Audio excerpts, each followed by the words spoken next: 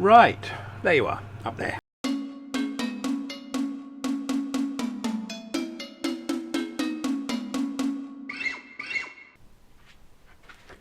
Hello, and welcome to this week's video.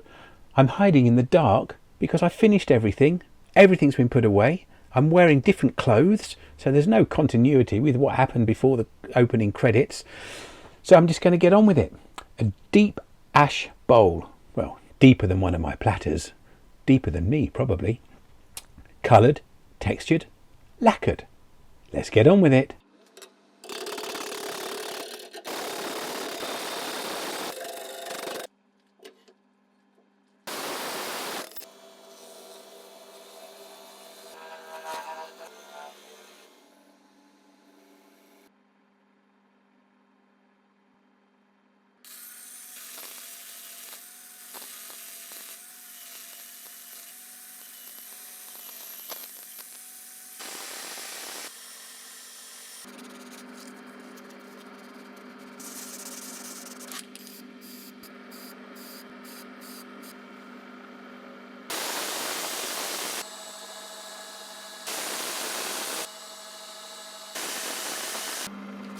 Right, now I've got the sanding done, and probably I shouldn't have sanded it until I put the gold on, but I'll see if I can get away with it. Might need to touch it up afterwards. I'm going for red, black and gold, and I'm going to mix up some gold metallic paint with Sonia's Clyster medium, not Joe Clyster's Sonia medium, whatever that might be, which helps to make it a bit transparent. I've used this before, so no surprises, but I'm hoping to get a really deep shine and luster on this one. Let's see. Start off with the paint, and then Clyster medium,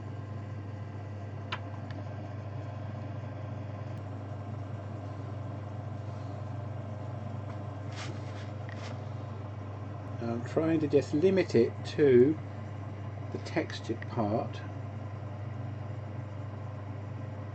If it goes over, that doesn't matter too much this side, but I don't want to put it up higher. I don't want to spread it out too much either. Now the reason I've mixed it with the Clyster medium is to stop it being opaque. I don't want just solid gold. I want the black to be showing through, almost like a hint of the gold contained in the black,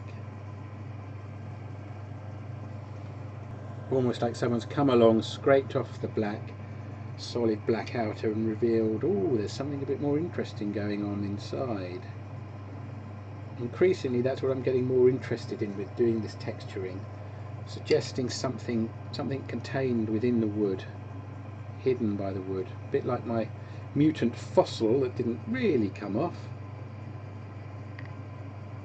Just trying a variation of a theme, I suppose.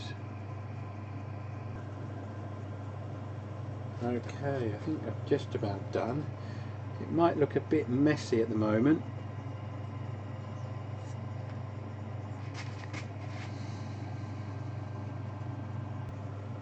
Just checking for any obvious bits that have been missed. Right, with the paint that's left, I'm just going to run that around the bottom, because I'm going to come over this with other colours later. Yeah, that will do.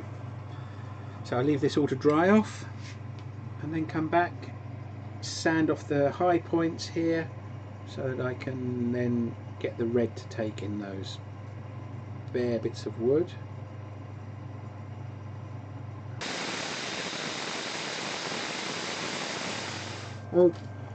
Okay, so I've now changed the camera, hopefully you can see it a bit better. So there are now areas where there's bare wood which the red stain will go onto. In fact, I'm going to stain all of the bottom part. Now I'm just going to drag this lightly across because I want to keep the gold. Yeah, that's looking nice, but it's going to take more than one coat, I think, to get it to the richness that I want. And back again for some more red. I think this will be the last one before I put some more gold on. Just going to splottle a bit about.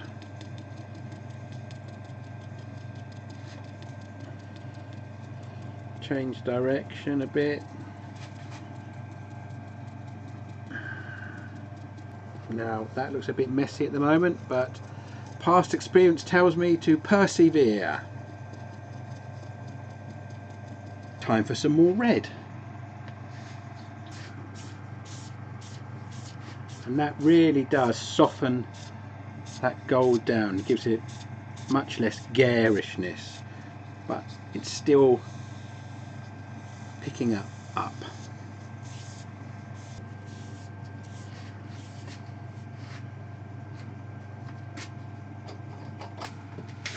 I have to get down on my knees so you can see me. Now it's had, I don't know, 8-10 coats of stain, 2 or 3 coats of the gold paint.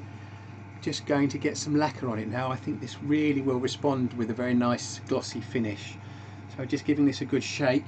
Although it's quite cold outside, I've had my radiator on all day, so it's warming up. It's about 15-16 degrees in here, so I should be able to get a good few coats of this on.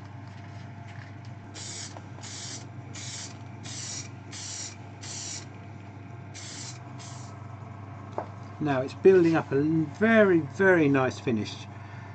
1, 2, 3, 4, 5, 6 coats so far, I think. Here's coat number 7.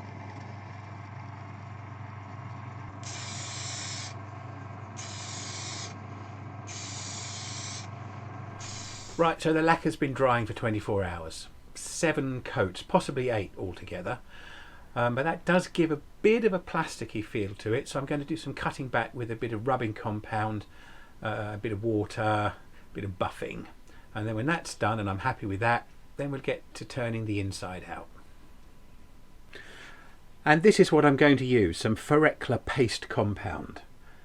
Ferekla G6, whatever that means. Going to use one of these sponges, just goes in the drill, with a bit of water on it, bit of the compound, and then going to just turn this by hand as I abrade the surface with the rubbing compound, just to bring it down a little bit, get a bit of the plasticky feel gone. Not a very attractive look, the plasticky look. I don't know what it is about me pressing the record button these last few days, but I keep forgetting to do it for some reason. Anyway, over that shoulder, glowing behind me, is the outside of the bowl after I've used this rubbing compound. Toying with the idea of a bit of burnishing cream as well, just to bring even higher gloss maybe. And as I didn't record doing the compound, yeah, let's go for it.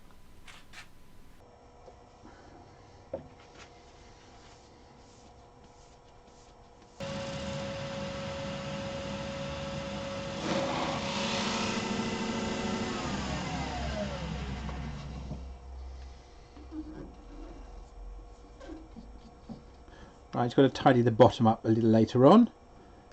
Not quite got my foot established properly yet. Okay. That is shiny enough.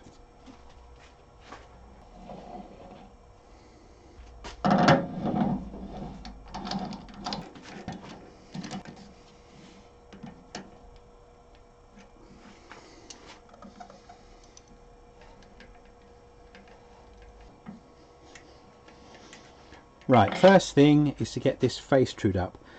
Nasty split running through here, which might have to turn into a feature. Or for the purposes of this practice demonstration piece, I might just ignore it.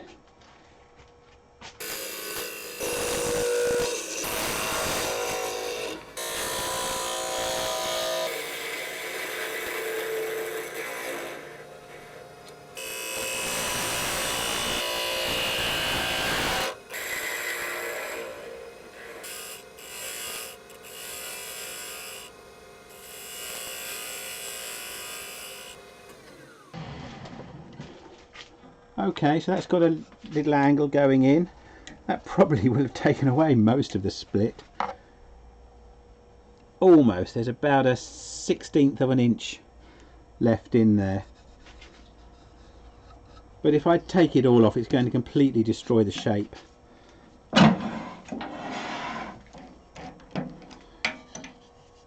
There we go.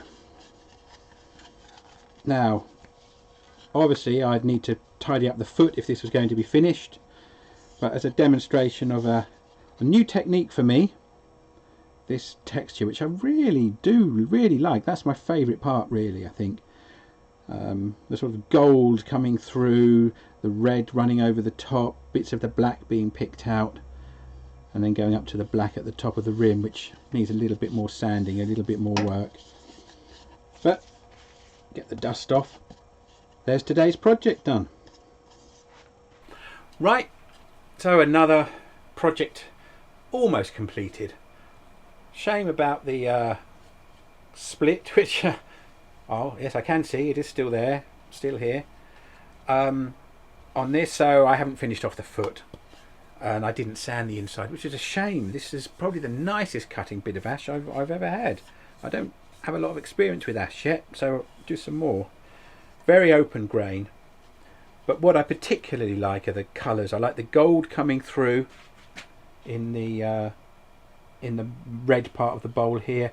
I really like this texture up here, the black, and then the gold, which remember was mixed with the clyster medium to make it a little bit transparent, so that gives it more texture and depth. And then the red running over the top and up into the black at the top, and then that little, I think you can see it, that little slant on the rim just leading the eye in. Some angles you can't see any colour at all in the bowl, but I do think that outside and that works. I'm going to give that a go on a platter rim. Okay, thanks for watching.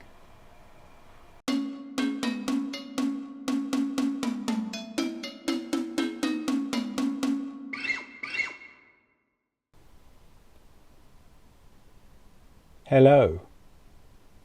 Is it me you're looking for?